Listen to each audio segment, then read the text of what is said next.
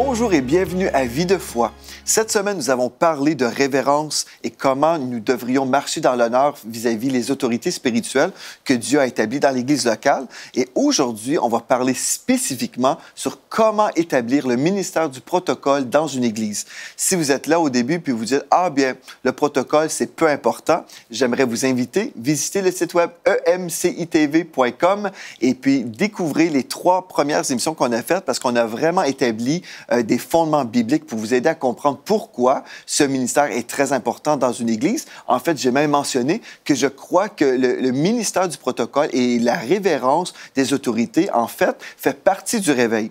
Sans cette révélation-là, on peut marcher dans le déshonneur et le déshonneur chasse le Saint-Esprit. Mais ce que nous voulons, c'est accueillir le climat du ciel, l'amour et l'honneur. On veut vraiment accueillir ce climat dans nos églises locales pour vivre la gloire de Dieu. Et si une Église vit la gloire de Dieu, bien, gloire à Dieu, une communauté, une ville peut recevoir la présence de Dieu. Et c'est vraiment très important. Donc, on ne veut pas mépriser ce sujet qui a été souvent mis de côté et même méprisé. Et aujourd'hui, on a notre invitée Aurélie. Bonjour Aurélie. Bonjour Pasteur Joël. Je rappelle nos amis à la maison que tu fais partie de l'émission Parole de femmes et Bonjour chez vous. Oui. Et tu fais partie de la belle équipe de EMC TV. Oui. Et puis, nous avons été bénis de t'avoir avec nous pour nous enseigner justement toute cette semaine sur ce ministère qui est super important. Mais aujourd'hui, tu as à cœur de nous parler dans le concret. Comment faire maintenant? Oui, comment cela se fera-t-il, Pasteur Joël? Donc, effectivement, on a vu l'importance de révérer les autorités. Pourquoi est-ce qu'il faut révérer les autorités? Et puis, on a vu aussi qu'il y a un certain ordre dans l'Église, que ce n'est pas au pasteur de faire différentes sortes de tâches. Et vraiment, aujourd'hui, on veut voir comment les choses vont se faire de façon pratique. Et déjà, on avait dit dans une émission précédente que le protocole, c'est vraiment l'ensemble de règles qu'on établit en termes de bienséance, des règles d'honneur, des règles de révérence, mais des règles aussi de façon générale dans la structure, dans l'Église, pour que les choses se fassent vraiment très bien. Alors, dans une Église, généralement, on a des départements. C'est très important d'avoir des départements parce que aujourd'hui encore, il y a des églises qui, malheureusement, n'ont pas de structure. Mais déjà, pour qu'il y ait ordre, pour qu'il y ait protocole, il faut un certain ordre. Et cet ordre, ça passe par établir vraiment des départements avec des personnes qui ont des responsabilités dans ces départements-là. Par exemple, si on veut juste illustrer, le ministère des enfants, l'école du dimanche, ou dans notre église, on appelle ça l'Académie de la foi, Académie Super Kids. Oui. Donc, ça, c'est un département. Oui. Il peut y avoir le département de la louange, par exemple, un département des soins de la maison, comme le ménage, tout ça. Exactement. Donc, il y a des départements qui sont vraiment définis, et puis il y a des personnes en charge, des responsables de département et des serviteurs dans les départements. Exactement. Il y a la restauration, qui est aussi un département important de l'Église. Et il y a différentes sortes de départements des médias. Il y a vraiment toutes sortes de départements. Mais il y a aussi un département spécifique qu'on appelle le protocole. Et ce département-là a vraiment pour objectif de décharger au maximum les pasteurs et de faire en sorte que tout se passe bien, que se déroule bien pour le pasteur en général. Donc, le protocole, c'est généralement des personnes qu'on choisit, des personnes qui ont un bon cœur, des personnes qui sont fidèles, des personnes qui ont vraiment le désir de servir aussi et d'honorer leur pasteur. C'est des personnes qu'on a choisies et qui vont vraiment être en charge de ce département-là et qui vont le faire fonctionner. Et on a des hommes aussi bien que des femmes, parce que quand on parle de pasteur, mais ça peut être des hommes, ça peut être des femmes aussi. Et c'est souvent important dans un département comme le protocole. Quand on a un pasteur, généralement, le pasteur, il a sa femme. Il ne faut jamais négliger les épouses de pasteurs. Trop souvent, on voit que les personnes font ça, c'est vraiment dommage. On ne néglige pas la femme d'un pasteur. Elle est appelée avec son mari à servir le Seigneur. Donc vraiment, quand on prend soin du pasteur, on ne se limite pas juste au pasteur, si c'est un homme. On ne se limite pas au pasteur et sa femme, on ne tient pas compte. Non, mais vraiment, le protocole a en charge le pasteur, son épouse et même aussi leurs enfants. Mais on va voir comment on traite les enfants par la suite. Mais vraiment, le protocole se charge de tous les deux. Maintenant, au niveau du pasteur et de son épouse, déjà, un point qu'il faut vraiment établir, c'est qu'on honore notre pasteur, parce que, comme on l'a vu, c'est Dieu qui l'a fait. Il y a des personnes, quand des pasteurs extérieurs, des invités viennent dans leur église, mais ils sont prompts à honorer ces personnes-là, mais ils ont un pasteur qui sont là tout le temps avec eux et on le laisse un peu de côté. Donc ça, c'est pas une preuve d'honneur. Et ça, c'était notre cas à l'Église, là où je suis pasteur, parce que pour moi, c'est important d'honorer les hommes et les femmes de Dieu qui viennent parmi nous. Parce que dans Éphésiens 4, 11 à 16, nous lisons que, en fait, les hommes et les femmes de Dieu sont des dons de Dieu. Donc, si nous accueillons un homme de Dieu ou une femme de Dieu comme étant un don de Dieu, nous démontrons de l'honneur envers notre Dieu, de la reconnaissance, tout ça. Donc, pour moi, c'est important. Mais là, il y a des gens dans notre protocole qui disaient, mais pasteur Joël, on doit le faire pour toi aussi. Et pour moi, ça me gênait. Ben non, moi, je fais partie de la maison. Mais si, on doit le faire. Et puis, t'expliques pourquoi. Oui, on doit le faire pour nos pasteurs. Parce qu'en fait, le pasteur de notre maison, ben, c'est la première personne que Dieu a établie dans la maison. Et on a vu hier si on reçoit un prophète en sa qualité de prophète, on a la récompense du prophète. Et le pasteur, c'est vraiment la première personne que Dieu a établie. En fait, l'invité n'est pas établi dans la maison. Donc, recevoir un invité mieux que notre pasteur, oui, c'est sûr, il y a une récompense qui est attachée par rapport à l'onction de l'invité, mais ce n'est pas la première personne établie dans la maison par Dieu. La personne que Dieu a établie dans la maison, c'est notre pasteur. C'est pour ça que c'est d'abord lui qu'on doit révérer. C'est d'abord lui le don, en fait. Le don de Dieu, c'est ce pasteur-là, et on doit commencer par lui. Parce que si on ferme les yeux sur lui, mais on se détourne de... En fait, et même les pasteurs invités, ils viennent dans l'église de notre pasteur. Et l'autorité de l'église, ça reste notre pasteur. Ce n'est pas un invité qui est l'autorité de l'église de notre pasteur. L'autorité, ça reste le pasteur. Donc, honorer un invité et délaisser le pasteur, mais c'est délaisser en fait l'autorité qui est instituée par Dieu. Donc, on ne peut pas brûler les étapes et aller honorer l'invité plus que le pasteur de la maison. Ça ne marche pas comme ça. Donc, c'est vraiment, vous devez accepter, mais vous l'avez déjà accepté, que les gens du protocole, ils vous honorent. Et quand il y aura des invités, vu qu'ils ont appris à vous honorer, mais ils sauront aussi bien recevoir les invités. S'ils n'ont pas appris à le faire avec vous, mais ils ne sauront pas forcément le faire quand il y aura des invités qui vont venir. Et vraiment, le protocole, il suit le pasteur à différentes étapes, en fait. Et c'est ce qu'on va voir, c'est qu'il y a le moment, avant que le pasteur n'arrive, il y a des choses qui doivent être faites. Pendant que le pasteur est là, il y a des choses qui doivent être faites aussi. Et avant que le pasteur arrive, des choses importantes qu'on doit faire, déjà, il faut savoir qu'il y a une préparation personnelle, spirituelle, qui est vraiment non négociable quand on fait le protocole. On ne peut pas faire le protocole avec sa propre force. On ne peut pas le faire juste avec ses propres moyens. On ne peut le faire que sous l'inspiration du Saint-Esprit. Et cette préparation spirituelle, c'est de prier pour le cœur du serviteur. C'est de prier pour notre pasteur. On doit prier pour nos pasteurs. Et vraiment, la Bible nous recommande de le faire. On doit prier pour nos pasteurs. Et quand on est dans le service du protocole, vraiment, notre but, c'est de décharger au maximum le pasteur. On ne veut pas que le pasteur se retrouve dans une situation dans laquelle il a un problème par rapport au message, par rapport à la parole qu'il est censé communiquer. Donc, l'un des rôles du protocole, c'est de prier pour le pasteur. On intercède pour lui et on se prépare dans la prière. Seigneur, que son cœur soit préparé pour le message, que vraiment ton onction repose sur lui, que ta grâce l'accompagne dans tout ce qu'il aura à faire aujourd'hui. On prie pour le pasteur et on prie aussi pour le service que nous, on va rendre à ce pasteur-là. Parce que le Saint-Esprit va nous rendre sensibles par rapport à certaines choses. Il y a des choses dont le pasteur aura besoin et que le Saint-Esprit va nous communiquer. Et le Saint-Esprit va nous faire agir au bon moment. Et là, c'est ça qu'on va chercher dans la prière. Et c'est une façon de se préparer. C'est spécial, Aurélie, parce que quand j'étais dans une église à Paris, le ministère du protocole a parlé avec nous à la fin de la semaine. On était là pendant peut-être un week-end et c'est ça, la sœur... me posait des questions vers la fin et puis on avait dit on avait apprécié les choses dans notre chambre d'hôtel. Même, il y avait eu une décoration spéciale pour Mathilde et moi, des chandelles, des bougies, tout ça. C'était vraiment fait vraiment d'une façon excellente. On n'en demande jamais autant, mais vraiment, ces gens-là avaient mis leur cœur dans leur ministère. Et puis, après, ma femme a fait des commentaires. Ah oui, j'apprécie vraiment telle chose. Et puis, la sœur était ah bon? Ah oui, ah mais gloire à Dieu, j'ai reçu ça dans la prière. Voilà. J'ai dit wow! Ces gens-là ont prié pour notre venue. J'ai trouvé ça vraiment spécial. Oui, c'est ce qu'on doit faire, en fait. C'est ça le rôle du protocole.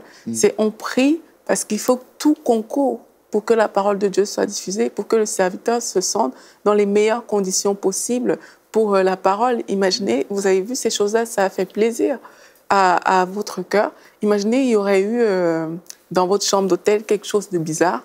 Mais là, vous allez commencer à réfléchir sur cette chose-là au lieu d'avoir une disposition de cœur qui vous permet d'être concentré sur le message que vous êtes venu donner. C'est pour ça que le Saint-Esprit est indispensable quand on veut faire le protocole et ça fait partie de la préparation personnelle. Et dans la préparation aussi personnelle, on sait qu'on doit connaître notre pasteur. Donc là, vous êtes pasteur dans votre église et vous avez déjà cheminé avec les membres de votre église depuis un petit temps. Donc on doit connaître le pasteur et on doit s'ajuster en fonction de ce qu'on sait du pasteur. Par exemple, vous, pasteur Joël, vous aimez bien quand il fait froid. Oui. Non. Quand nous sommes bien, quand même. Mais tu me connais bien depuis des années. Mais c'est ça, du coup, quand vous allez prêcher, mais on ne va pas augmenter le chauffage au maximum. On sait, non, pour pasteur Joël, il vaut mieux que le chauffage soit vraiment très bas et que la clim soit à un certain niveau qui lui soit convenable. Mais ça, c'est des choses qu'on sait parce que on connaît notre pasteur. Donc, dans notre préparation, c'est des choses qu'on doit revoir. C'est, ah oui, c'est pasteur Joël, donc on sait qu'il aime ça. Et je suis Canadien, hein, c'est mon excuse. Oui, c'est normal. Et c'est comme ça que ça va fonctionner, en fait. C'est vraiment une bonne préparation de savoir, de connaître notre pasteur. Et tout au long, à l'arrivée de notre pasteur, par exemple à l'église, quand il arrive, généralement, quand c'est le pasteur qui est là, il a déjà une place de parking pour lui. C'est très important. On doit réserver une place de parking pour notre pasteur. Il ne faut pas qu'il arrive et qu'il cherche à se garer, il ne sait pas trop où, il se gare trop loin. On doit réserver vraiment une place devant l'église, c'est pour le pasteur. Et une fois que le pasteur il est sorti, mais ce serait toujours recommandé qu'un membre du protocole soit là pour accueillir le pasteur, son épouse, ses enfants. Mais on est toujours bien présenté quand on fait le protocole. On ne vient pas avec des cheveux ébouriffés. Non, on est vraiment présentable. Et on salue notre pasteur et on est vraiment content de l'avoir avec nous. On prend ses affaires, on lui montre la direction et il nous suit en fait. On lui ouvre la porte, il rentre et voilà, on est vraiment à sa disposition. Donc ça, c'est des choses qu'on peut faire vraiment à l'arrivée de notre pasteur à l'église. S'il a des besoins, il faut que le pasteur puisse communiquer avec nous directement. S'il a des attentes, s'il a des choses qu'il veut. Mais nous sommes, les gens qui font le protocole, nous sommes des personnes qui sont là pour ça. Donc le but vraiment, c'est que le pasteur soit déchargé au maximum pour se focaliser sur le message. Et on le fait en même temps, je pense, la mentalité aussi, c'est vraiment, on le fait pour le Seigneur, comme si c'était Jésus lui-même qui arrivait, dans le sens, on le fait pour l'ouvrier de Dieu, celui en fait, qui est envoyé par le Seigneur Jésus. Et en le faisant, le Seigneur le voit aussi. Ah, bien, je suis reçu dans cette Église. Exactement. C'est vraiment pour ça qu'au début, on a pris le temps d'établir que les autorités sont déléguées par Dieu et qu'honorer une autorité, c'est honorer Dieu lui-même, en fait. Et c'est ce qu'on est en train de faire. On est en train de servir, non pas l'homme, on est en train de servir Dieu. Et Dieu a établi l'homme. C'est pour ça qu'on sert aussi l'homme. Parce qu'on le fait pour Dieu. Et c'est un plaisir, en fait. Ça doit vraiment être... On doit le voir comme un plaisir, une grâce. Parce qu'il y a des personnes qui disent, mais si je vois Jésus-Christ lui-même qui vient ici, mais je veux tout faire, je veux déployer mon et merveille. Mais en fait, Jésus a délégué un pasteur pour ça. C'est pour ça qu'on doit se déployer aussi, pour que la personne que Jésus a déléguée soit vraiment en train de faire la tâche pour laquelle il a été appelé, sans qu'il y ait une quelconque distraction à son niveau. Et le pasteur, là, il est arrivé à l'église, il va certainement rejoindre son bureau, mais la personne qui fait le protocole, elle doit être là. Elle doit toujours être disponible. Et il y a beaucoup de choses à faire et dans beaucoup de domaines. Par exemple, en termes esthétiques, le protocole, c'est aussi la personne qui check son pasteur, qui regarde si le pasteur, est-ce que ça va, est-ce que ses cheveux sont bien, parce que vraiment le but derrière, c'est toujours que le message de l'Évangile soit prêché. Imaginez, vous avez un pasteur qui arrive dans une salle et sans s'en rendre compte, il a une tache sur son vêtement qui est assez visible. Et il ne l'a pas vue et le protocole ne lui a pas signalé cette tache-là. Ça devient une distraction, en fait. C'est une distraction pour le peuple. Au lieu que les gens se retrouvent en train d'écouter le message, ben, les gens sont en train de regarder, oh, il a une tache, ah, mais sa femme, qu'est-ce qu'elle faisait le matin? Ah, mais vraiment... Et là, on manque le but. Parce qu'au lieu d'écouter le message, on se retrouve en train de regarder ça. Donc, ça fait partie de décharger un pasteur que de l'observer et de dire, ah, je peux arranger votre cravate, peut-être votre cravate, elle n'est pas assez bien placée, et de l'arranger. D'ailleurs, les gens du protocole, on demande vraiment qu'ils soient pratiques, qu'ils sachent faire un nœud de cravate pour les hommes et qu'ils sachent aussi faire du repassage, parce qu'une chemise peut être froissée. On peut s'asseoir dans une voiture et puis la chemise se froisse. Il faut pouvoir la repasser vite et bien. Mais dans tous les cas, le pasteur doit bien paraître pour que le message soit communiqué de la plus bonne des manières. Maintenant, il se peut que le pasteur veuille, par exemple, aller à la salle de bain. Et là, bah, un pasteur, il peut pas... On dit les toilettes pour les Français. Oui, Au Québec, on dit la salle de bain, ben mais oui, juste en France, c'est les toilettes. Un pasteur va vouloir aller aux toilettes. Et là, ben, on ne va pas le laisser rentrer comme ça. Parce que ça se peut qu'il y ait quelqu'un qui soit passé juste avant et qui n'était pas assez propre. Donc, le rôle du protocole, c'est d'entrer avant le pasteur dans les toilettes et vraiment de la nettoyer. Nettoyer les toilettes, parfumer au besoin. Et là, le pasteur pourra rentrer à son tour.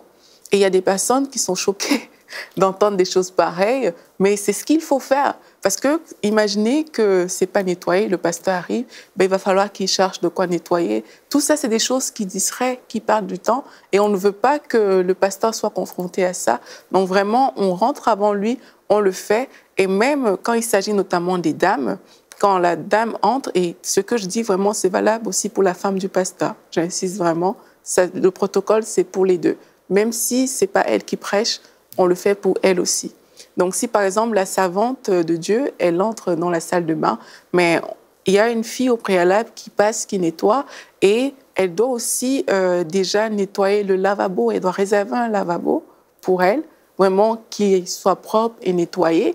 Et là, ben, elle pourra venir se nettoyer. Ça, c'est dans le cas où on a des toilettes qu'on partage avec les membres de l'Église, parce que dans certaines églises, ben, il y a des toilettes privées qui sont déjà tout apprêtées pour recevoir le pasteur. Donc ça fait partie du travail. Et parfois même, il peut arriver, en termes d'esthétique, que des servantes, parfois, elles ont des talons aux pieds. Et le protocole, vraiment, il se peut que peut-être qu'elle ait mal, quelque chose comme ça, et qu'elle veut enlever pour mettre une chaussure plate. Mais c'est le rôle du protocole que d'avoir la chaussure à disposition, qu'elle enlève, prendre sa chaussure avec discrétion. Ça se fait toujours... Tu parles dans le cadre d'un culte? Oui, quand on est dans un culte. Oui. Ça se fait vraiment toujours avec discrétion. Et là, vraiment, c'est... En fait, le protocole doit avoir un œil... Non seulement il doit voir les choses rapidement, mais il doit agir aussi rapidement. Quand on est dans le cadre du culte et même en dehors, ça doit vraiment se faire vite. Tout ce qu'un protocole fait, mais il doit le faire pour le serviteur de Dieu, pour la servante, mais ça se fait vraiment rapidement. Mais avant le culte, si je reviens avant le culte, ben, il se peut que le protocole ait peut-être à remettre la fermeture de la servante parce que c'était pas bien mise. Mais c'est des petites choses comme ça que les gens du protocole sont appelés à faire et qu'ils doivent vérifier. Il se peut qu'on ait à remettre la cravate du pasteur, mais tout ça, ça doit être fait et ça doit être bien fait avec vraiment beaucoup de douceur et de tact, parce que c'est quand même des positions délicates. On est en face de notre pasteur, c'est délicat. Donc, imaginez, vous voulez soulever, remettre la fermeture et vous la brisez, c'est délicat. Donc, le protocole aussi doit en même temps avoir la discrétion, la délicatesse, pour pouvoir bien faire les choses, pour qu'il n'y ait pas de problème, en fait. Il doit vraiment aider à ce qu'il n'y ait pas de problème. C'est pour ça que l'humilité est quelque chose de très important. Quand on fait le protocole, c'est qu'on est appelé à faire des tâches qu'on ne fait pas forcément dans notre quotidien. C'est pour ça qu'il faut être vraiment humble. Puis une chose que je remarque aussi, c'est que souvent, les gens qui vont de l'avant dans leur vie, dans leur appel, on voit des gens qui vont de gloire en gloire dans leur vie, c'est des gens qui ont accepté de faire des tâches qui étaient peut-être considérées comme le travail des esclaves. Hein? Des fois, j'ai entendu des gens dire... mais moi, je ne suis pas ton esclave, pas en me parlant, parce que j'ai jamais rien exigé comme ça. Mais dans le sens, c'est comme, je ne suis pas son esclave, ou c'est pas la reine d'Angleterre, et puis finalement, il y a des mentalités qu'on peut avoir, n'est-ce pas? Mais souvent, on voit les gens que Dieu prend et qui fait en sorte qu'ils avancent constamment. Mais c'est les gens qui étaient comme toi, Aurélie, qui étaient prêts à servir, une personne prête à servir, à s'humilier. Et Dieu voit le cœur de la personne. Et Jésus a été notre modèle aussi. Lui, il s'est abaissé lui-même. Et puis, il a lavé les pieds de ses disciples. Donc, on voit vraiment que même le Seigneur Jésus était dans le protocole. Oui, exactement. Et puis même, vraiment, quand on dit Jésus, il s'est humilié, il nous a donné un exemple. Et c'est lui, notre exemple, en fait. Et les personnes qui refusent de s'humilier, en fait, ça veut dire qu'il y a une part d'orgueil. Et on sait que Dieu résiste aux orgueilleux. Et on ne veut pas être orgueilleux. Et il faut vraiment... c'est pas quelque chose de... C'est pas humiliant de faire le protocole, non? C'est vraiment quelque chose qu'on fait pour le Seigneur. Et les gens qui disent « mettez pas la reine d'Angleterre », n'ont pas compris qu'ils sont en train de servir Dieu. Parce que Dieu, il est plus grand que la reine d'Angleterre. Oui. Donc, si on le fait pour la reine d'Angleterre, mais à combien plus forte raison on devait le faire pour Dieu? Et le pasteur, comme on l'a tant dit, c'est le représentant de Dieu. Il est là pour apporter le message de Dieu. Donc, si on est capable d'accepter que pour une reine d'Angleterre, on peut le faire, mais c'est d'autant plus facile d'accepter que pour le roi des rois, celui qui est au-dessus de tous les rois, mais on peut le faire aussi. Et c'est vraiment avec cette attitude-là qu'on doit faire le protocole. Et quelqu'un qui est dans le protocole, parfois, il marche avec un panier. Et dans ce panier, il y a différentes choses qui sont utiles pour le pasteur. Par exemple, dans son panier, il y a des serviettes. Parfois, on a des hommes de Dieu, pendant qu'ils sont en train de prêcher, ils ont de la sueur. Mais il y a des serviettes. Pour les servantes, généralement, c'est des mouchoirs en papier pour elles parce qu'il y a du maquillage. On n'aimerait pas que ça reste une serviette, c'est quand même visible. Et dans son panier, il peut avoir aussi un stylo. En fait, si le pasteur a besoin de quelque chose, il faut que ce soit prêt. Il a un stylo dans son panier qui est vraiment à disposition. Il a une Bible au cas où le pasteur aurait oublié la sienne. Il ne faut pas qu'on s'en rende compte. Ah, mais tiens, il n'y a pas de Bible. Donc, s'il faut chercher un verset et tout, il a une Bible à disposition si le pasteur en a besoin, mais elle est là pour être utile au pasteur.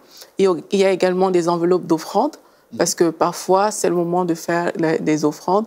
Le pasteur ne va pas se retrouver en train de chercher les offrandes comme ça. Il a une enveloppe au cas où. Tout est à sa disposition. Oui, tout vraiment doit être à sa disposition. Et il a des bonbons aussi pour la laine, parce que parfois, beaucoup de pasteurs, ils prêchent à jeun. Et là, vraiment, c'est important de les avoir parce qu'à la fin, on peut lui proposer et ça fait toujours du bien. Les pasteurs, ils aiment ça. Donc, vraiment, c'est ça le rôle du protocole. Il tient aussi ce qu'on appelle la pochette du pasteur. Le pasteur, il envoie ses enseignements.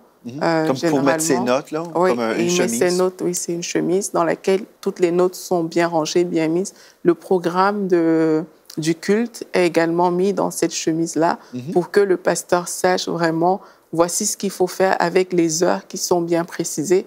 À aucun moment, le pasteur, il doit être perdu ou confus. Il est vraiment dans son élément, dans son église, dans sa maison.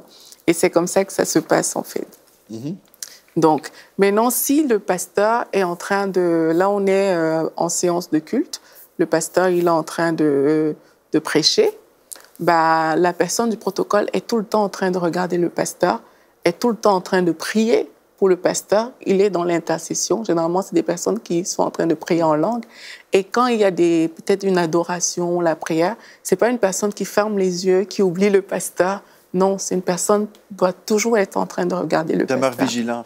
Tout le temps, cette personne doit être dans la vigilance. Et vraiment, son regard est sur le pasteur. Et même quand il s'agit de prier, cette personne est en train de prier pour le pasteur. En fait, c'est un sacrifice parce qu'on s'oublie soi-même et vraiment, on est concentré sur ce que Dieu veut faire au travers de l'homme de Dieu. On s'oublie vraiment comme personne.